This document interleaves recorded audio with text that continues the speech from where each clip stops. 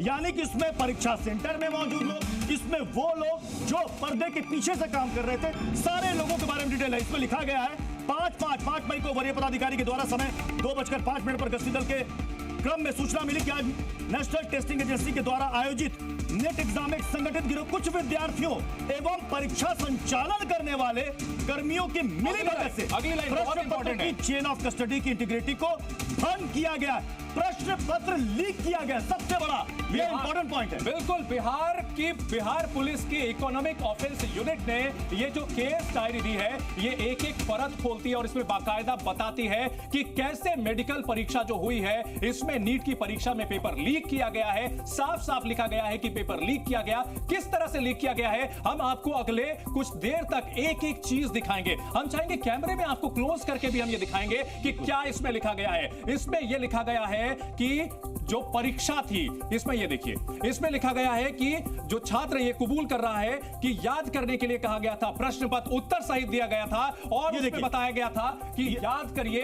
ये देखिए वाली लाइन, ये देखिए ये वाली लाइन जो हम इस वक्त हाईलाइटेड आपको दिखा रहे हैं, इसमें साफ साफ लिखा गया है कि संगठित गिरोह कुछ विद्यार्थियों एवं परीक्षा संचालन करने वाले कर्मियों की मिलीभगत से, एक लोग शामिल नहीं है, दो लोग शामिल नहीं है, एक बड़ा रैकेट, एक बड़ा इस वक्त गिरोह है। और देखिए सवाल ये उठता है कि क्या सिर्फ एक ही सेंटर पर परीक्षा लीक हुई है, पेपर लीक हुआ है? मामला बिहार का नहीं है। अगर किसी के पास कॉपी होगी, कोई क्वेश्चन की कॉपी होगी, तो क्या सिर्फ एक जगह? नहीं, इसमें एक बात और है, वो भी हम आपको आगे बताएंगे। जो बिहार में आरोपी गिरफ्तार हुए हैं, वो ये कह रहा है, वो आरोपी ये कह रहा है कि महाराष्ट्र के एक स्टूडेंट को हमने सवाल के जवाब रटा है। इसका मतलब मामला सिर्फ बिहार तक नहीं था। अगर हम ऑर्गेनाइज्ड क्राइम कह रहे हैं चंदन, तो इसका मतलब इसके तार देश के अलग अलग राज्य में मौजूद इनके गिरोह के सदस्यों से जुड़े हुए थे। अच्छा, इसमें गिरफ्तारी जो हुई है 4 छात्रों की हुई है, लेकिन एक लाइन यहां मैं पढ़ के सुनाऊंगा। वो लाइन ये है कि याद करने के लिए जो कहा गया था, सभी प्रश्न पत्र 100% मिले और मेरे अलावा अन्य 20 से 25 परीक्षार्थियों को याद करवाया गया था, रटवाया गया 100% मैच किया। बिल्कुल 100%। नहीं, यहां खबर ये है कि 20 से 25 छात्र थे। 4 की गिरफ्तारी हुई है, 20 से 25 छात्र कहां हैं? कौन है वो छात्र? तो यही है कि वो 20 से 25 छात्र कहां हैं? अब तक लोगों को यह समझ में आ रहा था कि साहब ये गिरफ्तारी तो बिहार से हुई है, इसमें कुछ छात्र शामिल है ना।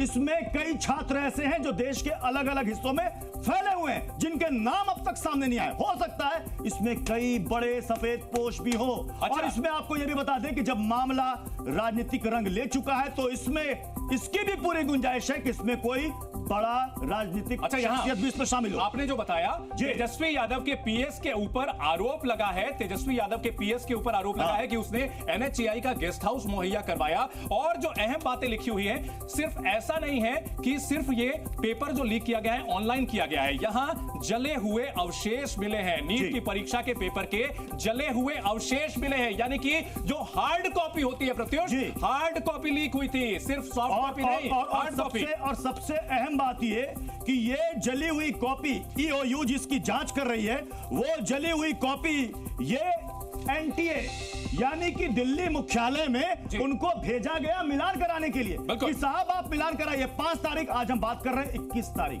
अब तक वो साफ जवाब नहीं आया है एनटीए की तरफ से। और प्रशांत हमारे साथ जुड़ चुके हैं, प्रशांत को जोड़ते हैं। प्रशांत, ये हमारे पास केस डायरी है, एक एक चीज जो आप बताते आ रहे थे वो चीज कलमबद्ध है, दस्तावेज में दिख रही है कि किस तरह से गिरफ्तारियां हुई हैं और उससे पहले किस तरह से 4 और 5 तारीख की रात को बाकायदा छात्रों को रटवाया गया और ले जाकर के एग्जाम दिलवाया गया। 100% मिलान हुआ है। प्रशांत,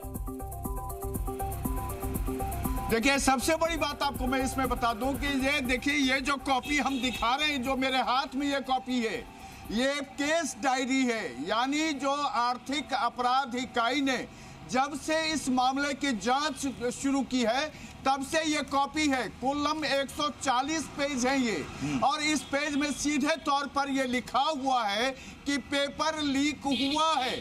और इस पेपर लीक में आपको मैं बता दूं कि ये तो खबर देखनी चाहिए देश के केंद्रीय शिक्षा मंत्री धर्मेंद्र प्रधान को कि आज हम डॉक्यूमेंट दे रहे हैं। ये डॉक्यूमेंट है जो कि आप किसी की भी ये पूरी सच्चाई सामने ला के रख देगी।